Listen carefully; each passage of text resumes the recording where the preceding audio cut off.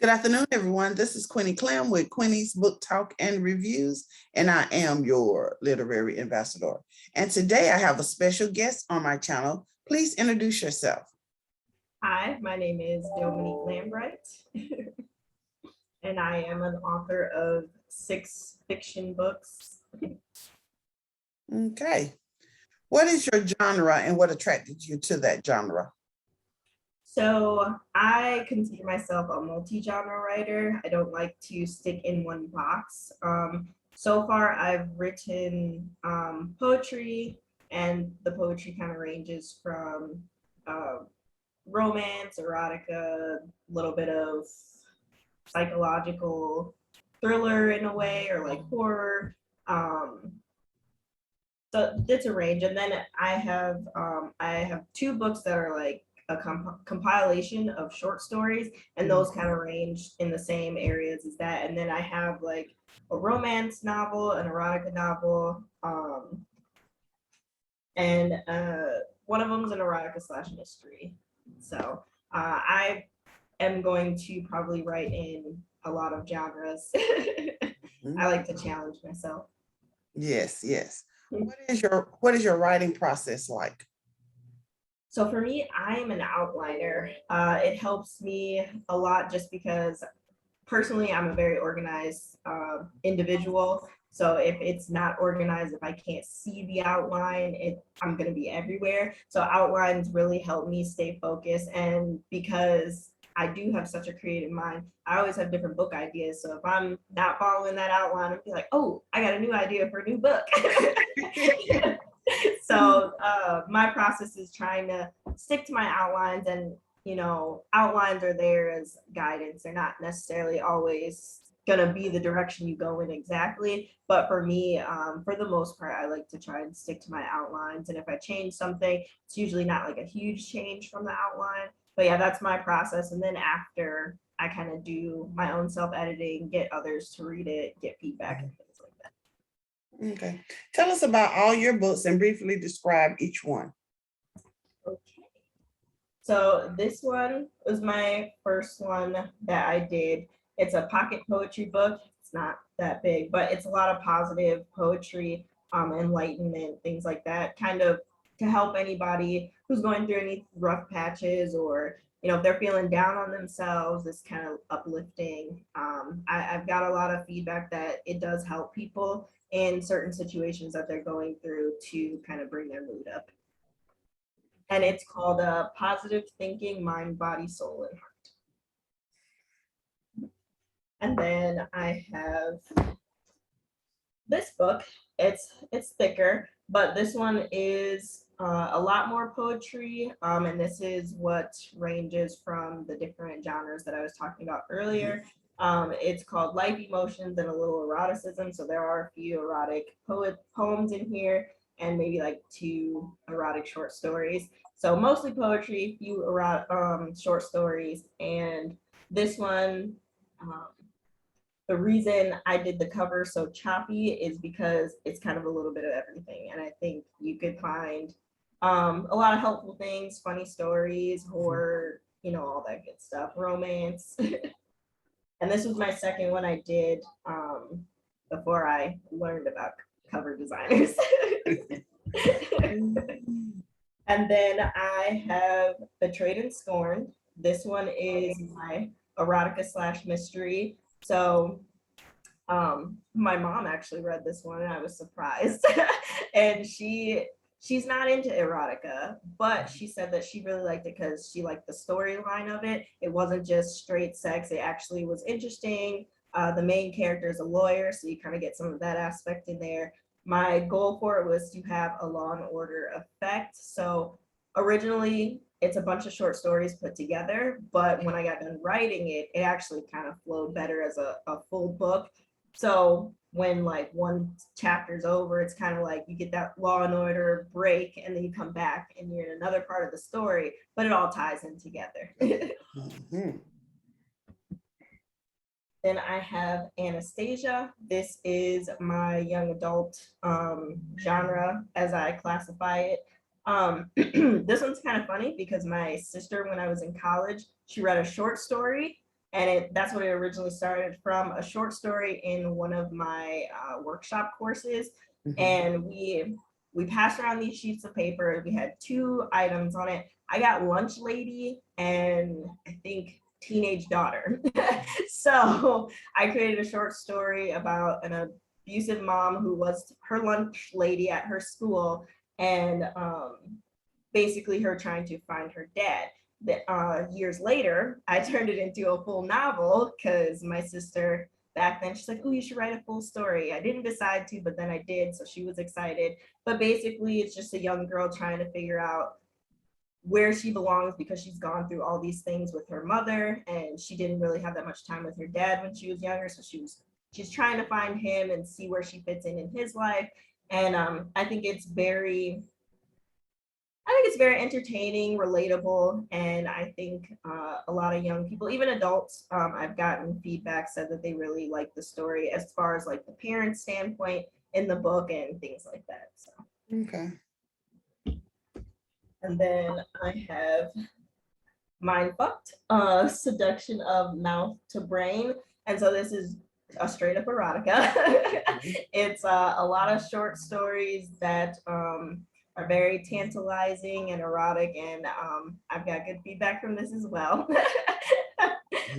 People, they said that they could really imagine everything that was going on, very descriptive, and it's basically just being able to tell a story and arouse someone without actually touching them. And then this is my most recent one. It's called Love Yourself First. It's my romance. And it's really about a woman who's trying to find herself again after a tragic accident that happened with her family. And she's in college.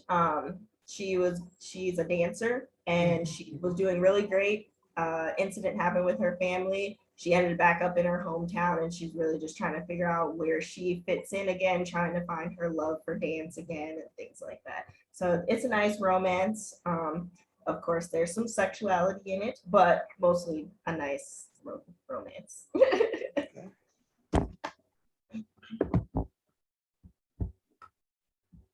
And that's all you have? I do have self-help books. That's for my business. I didn't know if you wanted to focus Yeah, you on can talk about that and your business. Okay.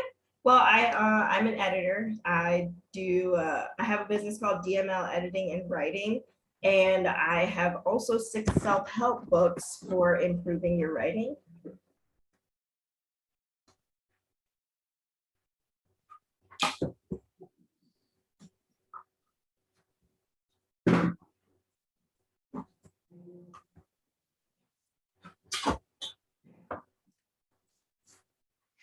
I'm the clanking. So I have this one. As an editor, I know a lot of writers want to try to do as much self-editing as possible to cut down on costs of when you find an editor, because there's different levels of editing. There's, proofreading just for grammar and punctuation and things like that. Then there's the developmental editing, which is of course more costly and things like that. And then there's copy editing, which is it's a range of different editing, and a lot of it is hard to understand sometimes. So this book kind of focuses on that. It does not replace a professional editor, but it is very helpful with tools that you can use in your writing process and kind of just breaking down the editing process altogether. Okay. And then I have Achieve Your Writing Goals. So this is kind of helping you with your follow through, with writing a book, outlines and things like that. Also trying to really get your goals down on paper and figuring out kind of like a full plan so that you can execute it. So this is helpful. My dad, he's not a writer, but he said it was very helpful in his business for eBay. He said it helped him as far as kind of figuring out how he can go about achieving his personal goals in his business and things like that. So it's not just for writers. This one can be for anybody trying to achieve goals. Okay. I just do talk about a lot of writing because that's what I do. And then this one is planning for writers. So this is really helping you find the time management, and execution of those goals and things like that. And you can become more prolific in what you're trying to do. Right. Then I have Great Beginnings for Writers. So this is kind of getting that hook for readers to stay interested, the starting of your novel, avoiding the common mistakes that people think are hookers, but they're not, or things that are cliche, finding other ways to go about those things and doing it different and unique. Okay. And then I have Focus. This one's really skinny. It's just like a short book on what's the purpose of your book, basically, because I do have a lot of nonfiction clients who want to write about their life. And sometimes when we're writing about our life, we kind of just ramble on and on when we're trying to actually have a purpose to the book that we're doing. And Right. sometimes you do have to steer people in ways of asking questions like, okay, is this necessary? What does this have to do with your purpose? Is this relevant to the story, or is this just something you're putting in here? Because a lot of the time when people write nonfiction books, they have a purpose, and most of the time they're not super long books because they're just really trying to teach something. And so this definitely helps to focus. It also talks about outlining and things like that so that you stay on topic. And then this one, also a skinny one, but it's about setting the scene. So it goes into a lot of how your scene is impacting your reader. If your scene is descriptive enough, showing, not telling, things like that. Okay. What inspired you to start writing? I love words, honestly. So I've loved words since I learned how to write in kindergarten. And what inspired me to write, I think it was just the impact that books had on me as I was younger. Just the different books that I read, how I felt, how they might have inspired me, or helped me make life decisions and things like that. So I kind of wanted to have that influence on people as well. Mostly fiction for me. I don't like writing about my life at all. I enjoy the more creative aspect of fiction, and I like giving people an escape, because books were my escape when I was in middle school, high school, things like that. I mean, even as an adult, I wish I got more time to read like my personal books, but working with different clients and reading their work, that's kind of an escape itself, because I get to go into their world and kind of go through how they're processing certain things, especially with fiction stories, because some people I'm like, wow, you did amazing, this world development right here. So just basically the impact that books have on people. Okay. Between writing, publishing, and marketing, what was the most difficult for you? Marketing. I am not consistent in like staying on social media to promote my stuff all the time. And so I do pay people to do that. It's just easier that way. I leave it to the experts. So definitely marketing is the hardest part for me. Also with media content and creation and things like that, sometimes I just don't have time. So that also helps as well. Because I mean, I enjoy creating flyers and content and stuff like that. But when you're trying to balance life and work, and then, also trying to write books, I'm like, you know what? I'll just pay someone. How do you develop the plot and characters? Oh, excuse me. I think it just comes to me. Even though I use outlines, sometimes I'm able to kind of just picture what I want. A lot of the times, for me, if I'm working on a lot of clients' projects, I probably won't write during that time, only because I don't want to subconsciously take something from someone else's things. So usually if I'm taking a break from working on editorial projects or whatever, things that most interest me, I try to incorporate in my writing. So I'm a huge sci-fi fan, but I'm not there yet on mastering sci-fi genre one day, but I try to go and think about, what people talk about when I talk to them, or the type of characters people want to see in books, or just making my characters as realistic as possible, but also still having that fiction aspect to it. So like I said, I'm a very sci-fi lover, but I'm very good at writing romance. And as a hopeless romance, I watch a lot of romance movies. And so a lot of the times I do take some of those things that create like good romantic relationships or things that I've been through personally and incorporate some of those things. Okay. On a typical day, how much time do you spend writing? Wish it was more, but probably for myself, maybe like an hour. I try to do more than that, but like I said, with balancing everything, I usually try to do it a chunk of what I have. I try to do a chunk when I have like some alone time. Mhm. So it may be like a couple of weeks before I sit down and maybe write for like 5 hours or something, you know. Okay, okay. Yeah. What is the most surprising thing you discovered while writing your books?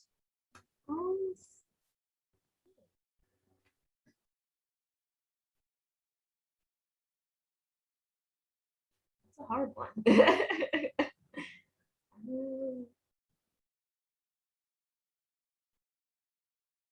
You know, I don't know. Okay, I don't think I've experienced anything super surprising. okay, okay. Which one of your books were the most enjoyable to write?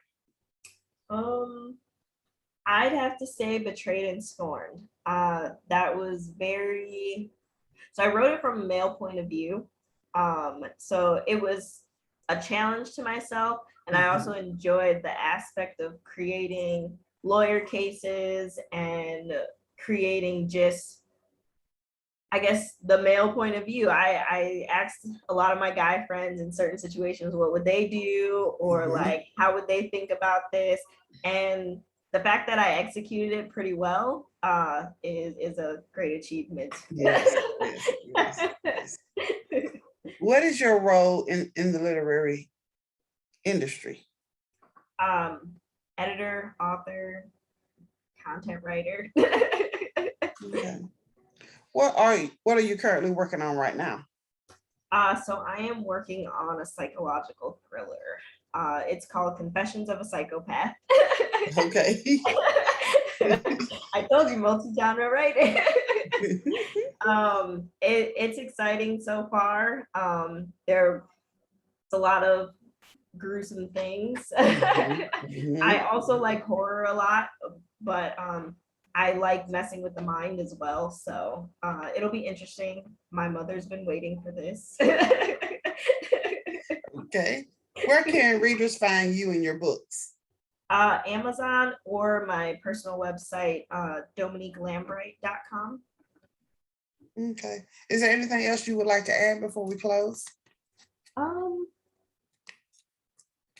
Yes, that I hope you guys search me and read my books and give reviews, and I hope you enjoy them, because the biggest thing for writing for me was, even if I never made any money off of my books, I would still probably self-publish and write them just because I love it so much. And just having a bookshelf of my own books would be really great for me. And I'm an introvert, extrovert, so most of the time I enjoy being with me and my books. And I have children, but you know. Okay, I have a couple more personal questions for you. Okay. Okay, what is your favorite genre to read? Sci-fi / paranormal. What is your favorite? Oh, Oh. excuse me. What is your favorite snack while writing? Probably Doritos or nacho Doritos or the caramel bugles. Yes. Your favorite author and why? Trying